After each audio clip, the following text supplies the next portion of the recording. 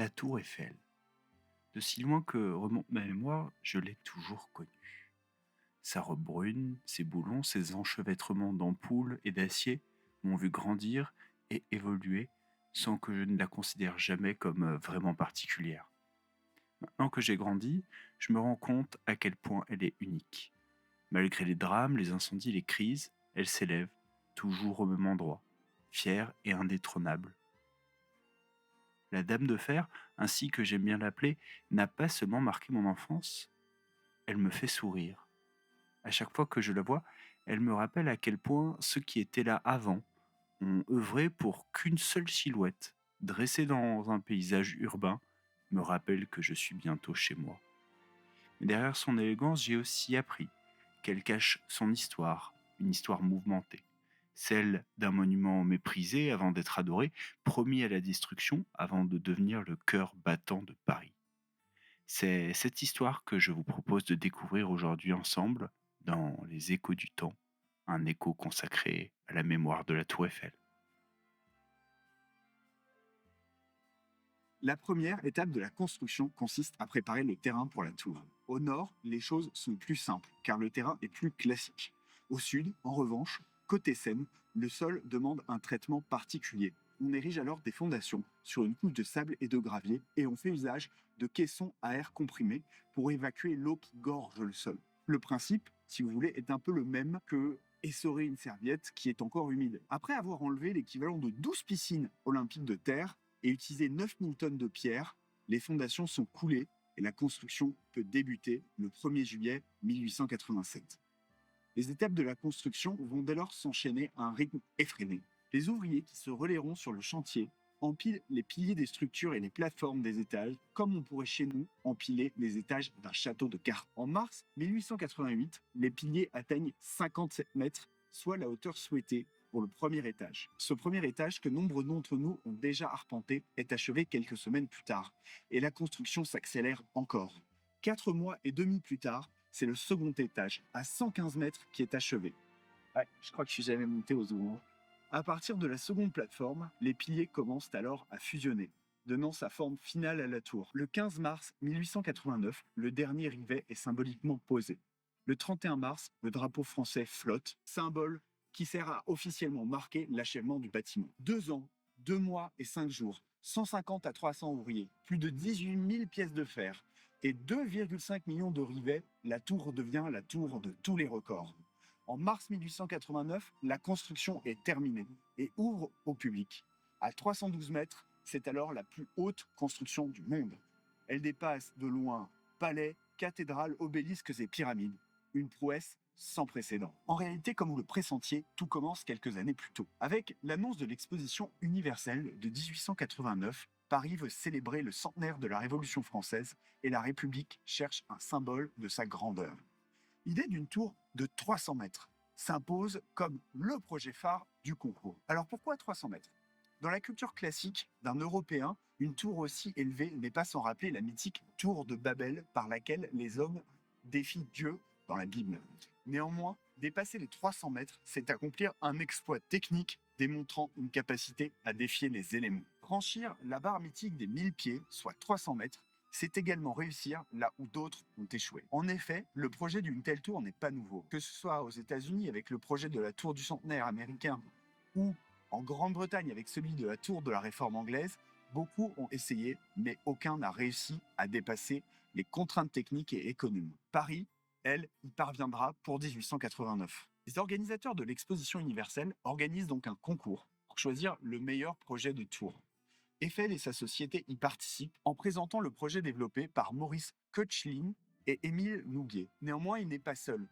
Plus d'une centaine de projets affluent, rivalisant tous d'imagination. Certains relèvent d'une tour solaire géante, d'autres d'une colonne monumentale ou d'un phare de verre. Parmi eux, la tour du Soleil d'Amédée Sébillot ou la tour de Joseph Cassien-Bernard et Francis Nachon séduisent le jury par leur audace et font office de principaux rivaux au projet d'Eiffel. C'est finalement le projet porté par la société Eiffel qui l'emporte, à la fois parce qu'il incarne la volonté de grandeur et de modernité affichée par cette exposition universelle, mais aussi car il semble réalisable comparé au projet de ses concurrents. Lorsque l'exposition ouvre ses portes, la tour Eiffel attire immédiatement l'attention. Certains s'émerveillent, d'autres s'indignent, mais personne ne reste indifférent. Pour la République, elle est le témoignage éclatant de la puissance industrielle et scientifique de la France. Ironie du sort, ce colosse n'était censé durer que 20 ans. Le contrat signé avec la ville de Paris stipulait que la tour devait être démontée en 1909. Le terrain sur lequel était bâtie la tour n'étant qu'une concession temporaire. Aux yeux de beaucoup, elle ne devait être qu'une curiosité, un prototype à grande échelle du savoir-faire français et une attraction de l'exposition universelle. Personne n'y voyait une véritable utilité et de véritables applications. La tour Eiffel n'était qu'une épine d'acier momentanément plantée dans le pied du décor parisien. Le seul à croire plus que tout à un avenir est Gustave Eiffel lui-même. Il refuse l'idée qu'une de ses œuvres, peut-être la plus prodigieuse, puisse être détruite. Pour lui, la structure peut avoir un rôle bien plus vaste que celui d'un simple ornement. Rappelons-nous que Gustave Eiffel est alors déjà un ingénieur célèbre. Son entreprise, spécialisée dans les structures métalliques, a déjà construit des ponts, des viaducs et une partie de la Statue de la Liberté. Pour lui, il est évident que la tour doit passer à la postérité comme symbole d'une France moderne et industrielle. Il entame donc une véritable course contre la montre pour sauver son œuvre. Très vite, la tour devient la cible de moqueries et de haine. Une pétition signée par certains des plus grands artistes de l'époque comme Maupassant, Gounod, Verlaine dénonce cette, je cite, monstrueuse cheminée de fer. Beaucoup la jugent laide, inutile, voire vulgaire. Paris, capitale de l'art et du goût, ne pouvait pas, pensait-on, se résumer à un amas de boulons. Mais Eiffel, pugnace, n'abandonne pas. Il sait que pour sauver la tour, il doit lui trouver une utilité concrète. C'est pour la science qu'il essaiera d'assurer un avenir à sa tour. Prévue dès les avant-projets de 1886, elle devient alors un véritable laboratoire à ciel ouvert. On y mène des expériences de physique et de météorologie. On y teste des capteurs de vent, on y observe les mouvements des pendules. Le bureau de Eiffel, au 3e étage, étant même en bonne partie destiné à ces observations scientifiques. Puis, à partir de 1898, elle devient un poste de télégraphie sans fil. Elle joue un rôle décisif dans le développement des technologies de télécommunication, participant comme une antenne au premier essai de télégraphie français. C'est par cette même télégraphie qu'elle sera finalement sauvée. En effet, en 1903, alors que la concession arrive à son terme, Eiffel parvient à y faire installer des antennes de télécommunication à application militaire, permettant de capter et envoyer des messages jusqu'à 400 km. Aujourd'hui encore, la tour se veut héritière de ce passé scientifique. De nombreuses antennes permettent aux Parisiens et visiteurs de pouvoir profiter du réseau et regarder les vidéos des échos du temps. Même si on va pas se mentir, elles doivent plus servir pour regarder YouTube et Netflix que ma chaîne YouTube. Quoi qu'il en soit, la science a sauvé la tour Eiffel. D'objet inutile, elle devient un outil de progrès. Outre le progrès scientifique que la tour veut abriter, elle est en elle-même une expérience géante. Dès sa conception, le défi que représente la construction d'une tour si haute invite ses concepteurs et constructeurs à innover. Les calculs de la résistance du fer, les modélisations du vent et la précision des assemblages préfigurent l'architecture métallique du XXe siècle, dont nos monuments, mais surtout nos immeubles et maisons, sont les héritiers directs. Elle constitue également une révolution dans les manières de construire les bâtiments. Tout est préfabriqué en atelier, ajusté au millimètre, puis assemblé sur place à l'aide d'échafaudages et de grues hydrauliques. Les ingénieurs calculent chaque courbe, chaque résistance au vent.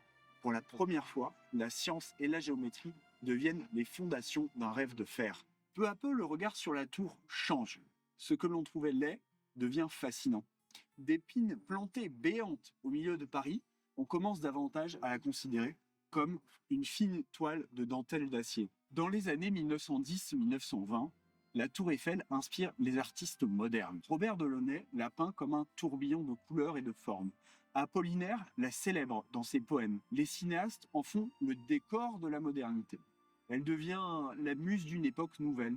Elle pousse le progrès technique, invitant chacun à essayer de la dépasser. En Belgique, Paul Ancar et Adolphe Crépin rêvent d'une tour art, encore plus audacieuse. En Angleterre, l'ingénieur Benjamin Baker propose un gigantesque édifice métallique censé atteindre 365 mètres. Aucun de ces projets ne verra finalement le jour. La tour Eiffel, elle, reste debout et s'impose comme le symbole d'un siècle où l'art, la science et l'industrie se confondent. Elle n'est plus un scandale, elle est devenue l'incarnation du génie humain. Elle ne sera finalement dépassée qu'en 1930 par le premier de ce qu'on appellera les gratte-ciel, ces tours des villes américaines dont l'ambition, comme celle de la tour Eiffel, et d'aller chatouiller toujours plus haut les nuages. La tour Eiffel est décisive. Elle marque un jalon important dans le développement des tours, dont les plus hautes continuent de faire la une de l'actualité au fur et à mesure des inaugurations et des records battus.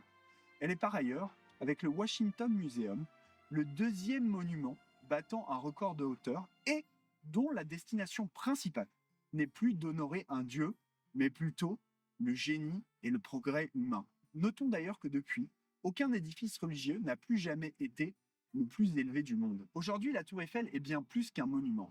C'est un repère universel. Plus de 7 millions de visiteurs passent par ses piliers chaque année. Venus du monde entier pour gravir ses étages et contempler Paris, elle représente pour ses visiteurs français ou étrangers un symbole de Paris, la ville lumière, et reste comme un vibrant témoignage de ce qu'est capable la France lorsqu'elle démontre son savoir-faire et sa capacité d'innovation. Elle a survécu aux guerres, aux révolutions, aux tempêtes et même aux critiques. Elle s'illumine tous les jours et veille sur la capitale comme un phare d'acier dans la nuit. Sa puissance symbolique et culturelle est telle qu'elle sert de véhicule de message pour les grandes causes en s'habillant aux couleurs du monde. Bien qu'on ne soit pas toujours d'accord avec les causes pour lesquelles elle s'illumine, un affichage sur cette dernière ne passe jamais inaperçu. Regardez les extraits des meilleurs moments des Jeux Olympiques de Paris 2024 et vous y verrez la Dame de Fer portant les anneaux olympiques, servant de toile de fond aux exploits des sportifs ou bien de première hôtesse à l'arrivée des délégations du monde entier. Sa présence est toujours là et du haut de ses antennes, déjà plus d'un siècle d'histoire humaine nous contemple. Symbole national, elle incarne pour les Français une fierté, à la fois discrète et profonde, celle d'un pays capable de transformer le fer en poésie et de démontrer à tous que l'impossible n'est pas français. Pour le reste du monde, elle est l'image même de Paris, élégante, singulière, inoubliable, un nuage d'acier permettant de voir plus loin sous le ciel de Paris. Et lorsque la nuit venue,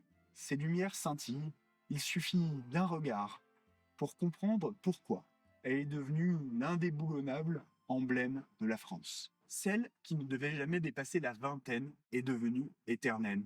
Et c'est pourquoi les échos du temps nous invitent à nous souvenir de la Tour Eiffel, phare culturel nous indiquant peut-être ce vers quoi nous avons tendu et ce vers quoi nous devons aujourd'hui de nouveau tendre. Pour ma part, j'espère que vous avez apprécié cet épisode. J'espère que sortir un peu du studio et aller en extérieur vous a plu. Je remercie d'ailleurs beaucoup la personne qui m'a permis d'accéder à ce. Je remercie pas les métros qui passent depuis 10 minutes. Mais en tout cas, j'espère que ça vous a plu. N'hésitez pas plus que jamais à me dire si ce type d'épisode en extérieur vous plaît, avec des images de plus proches des choses dont on parle. Quand on parle d'un roi ou d'une bataille qui est passée, c'est difficile d'avoir des images de près. Mais là, on peut se le permettre. Donc, n'hésitez pas à me dire si ça vous a plu. N'hésitez pas à commenter, à vous abonner, hein, c'est important. Et puis, moi, je vous dis à bientôt pour un prochain épisode des Échos du Temps.